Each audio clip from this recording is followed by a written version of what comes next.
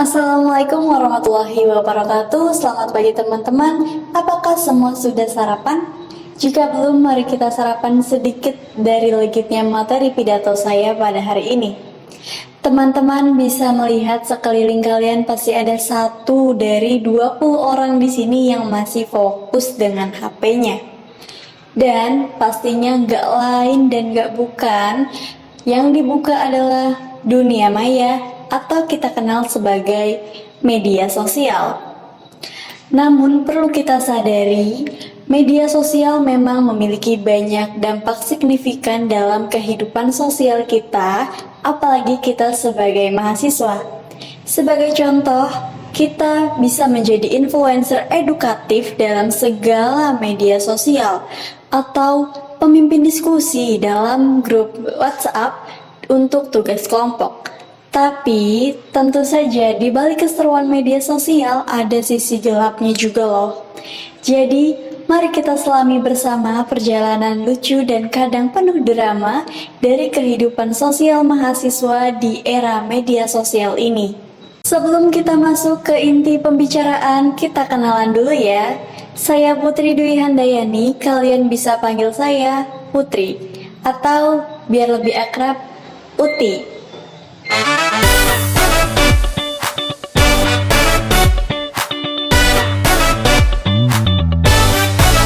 Siapa yang tidak kenal dengan media sosial, terlebih lagi Instagram dan juga TikTok, dua platform sosmed yang sampai saat ini sangat tren di kalangan anak muda. Media sosial menjadi tempat media yang bisa membuat kita interaksi, berbagi, berkomunikasi, dan membentuk ikatan sosial secara virtual.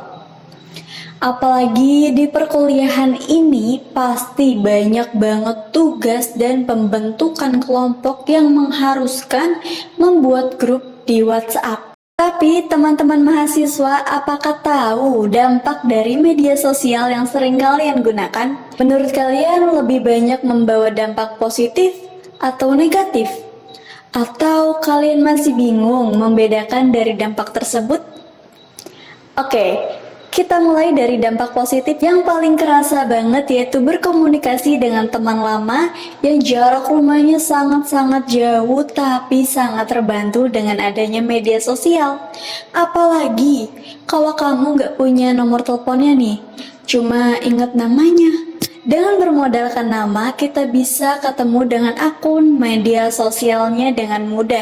Lalu dampak positif lainnya menjadi fasilitas yang membantu para mahasiswa. Seperti apa? Seperti membuat grup untuk berdiskusi secara online, berbagi ide, membagi tugas, dan membentuk strategi yang tugas-tugas kuliahnya.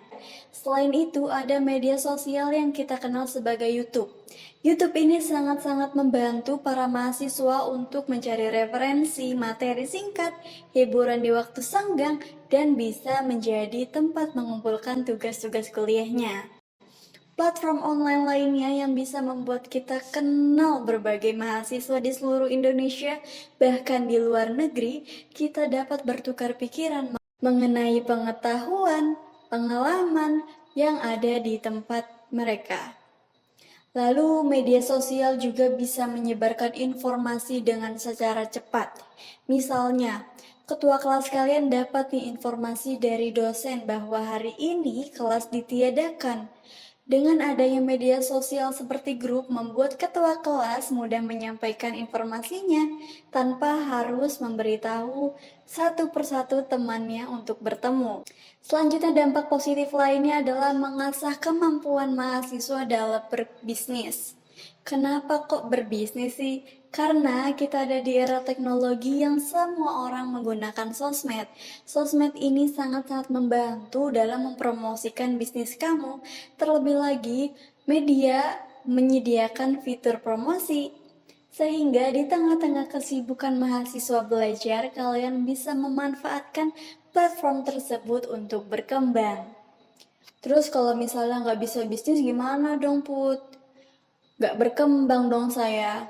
Kata siapa? Media sosial ini sangat-sangat fleksibel. Kamu bisa menjadi konten kreator sesuai minat dan kemampuanmu. Misalnya, mau menjadi kreator edukatif yang memberikan seputar informasi pendidikan, jalur masuk kuliah, perjalanan kuliah, beasiswa, dan lainnya. Atau nih mahasiswa yang perempuan yang suka banget make up, skincare, dan lainnya bisa memanfaatkan sosial media menjadi peluang untuk menjadi kreator kecantikan juga loh. Dan saya juga berpengalaman soalnya. Dari sosial media ini kalian akan menaikkan popularitas dan mendapatkan uang dari hasil kalian membuat konten asalkan kalian konsisten. Nah, dengan kecanggihannya media sosial, kadang kita suka terlena nih sehingga jadi dampak negatif buat diri kita.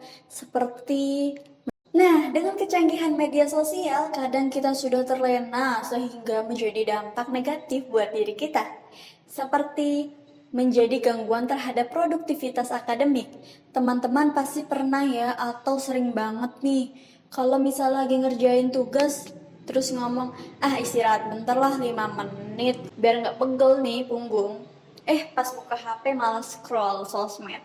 Yang tadinya mau ngelanjutin tugas jam 8 malah babas scroll sosmed sampai jam 10. Lalu dengan kemudahan sosmed dalam memberikan informasi secara cepat sehingga informasi-informasi yang hoax dan palsu pun bisa sampai ke kalian dan menjadi ranah cyberbullying yang sangat-sangat merugikan, menyebabkan dampak psikologis yang serius termasuk stres, depresi, kesulitan dalam menghadapi masalah. Korban merasa terisolasi secara sosial karena takut dan malu berinteraksi dengan orang lain, bahkan tidak dapat mengumpulkan tugas dan tidak dapat berkomunikasi dengan dosen. Nah, kita sudah punya nih gambaran singkat mengenai dampak positif dan negatif dari sosial media dalam kehidupan mahasiswa. Apakah ada strategi untuk mengurangi dampak negatifnya? Oh, tentu ada. Karena setiap permasalahan itu ada solusinya. Jadi kalau ada masalah jangan langsung di ghosting aja ya. Oke, lanjut ini pembahasan terakhir.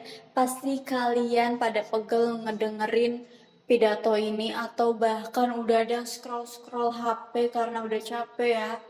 Tapi nggak ada salahnya untuk mendengarkan sedikit sarapan legit dari saya mengenai solusi mengurangi dampak negatif dari sosial media. Yang pertama, kita harus menetapkan batasan waktu dan penggunaan. Cara ini sangat berguna untuk membangun sikap disiplin dan fokus dalam kehidupan akademik sebagai mahasiswa. Gak mau kan ngejar-ngejar deadline perkara abis keasikan main HP. Kedua, mengembangkan keterampilan literasi media.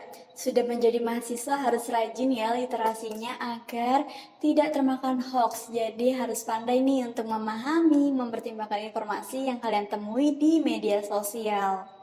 Ketiga, membangun kesadaran akan kesehatan mental. Tugas udah numpuk nih, kadang bikin diri sendiri jadi burnout, mood gak jelas, dan mental semakin memburuk. Oleh karena itu, penting untuk mencari support entah dari orang tua, teman, atau mungkin pacar ya. Dan dengan kita sadar akan kesehatan mental, kita tidak akan nih menjadi pelaku cyberbullying karena mengerti rasanya menjadi korban itu sangat-sangat tidak enak dan tidak nyaman. Tidak terasa pertemuan kita sudah berakhir, namun jangan sampai ilmu yang bermanfaat harus berakhir sampai di sini. Jadi kalian harus bijak dalam menggunakan sosial media ya. Jangan sampai yang harusnya membuat hasil malah menjatuhkan batu. Kan itu sakit ya. Oke, sekian perjumpaan kita pada kali ini. Sampai jumpa pada kesempatan yang lain. Saya Putri Dwi Handayani pamit undur diri. Wassalamualaikum warahmatullahi wabarakatuh.